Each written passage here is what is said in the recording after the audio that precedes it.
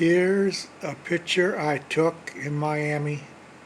I can't even remember the decade. Was it the late 60s, the 70s? I don't remember the decade. But that's not the point. It's a gas station in Coral Gables. Look at the old pumps. Okay, look at the old pumps. There's the Coca-Cola machine. Probably, I don't know, maybe cigarettes over here. But look what it had. You can hardly make it in the back, it's so dark. Garage, two bays to fix cars.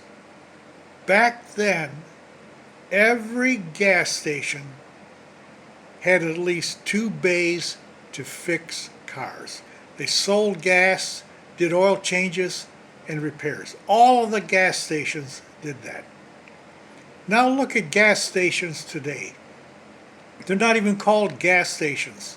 They're called convenience stores. That's the name for them. The so-called gas station of today does not repair cars. Not like these old days, every gas station had a bay for fixing cars. No gas station today will fix a car. Not one of them. If you want your car fixed, you got to go to a place like Pep Boy or a dealer to get it fixed. And also, the places like Pep Boy that fix cars, they don't sell gas. So they don't get in each other's business any longer, like this picture here, selling gas and repairing cars.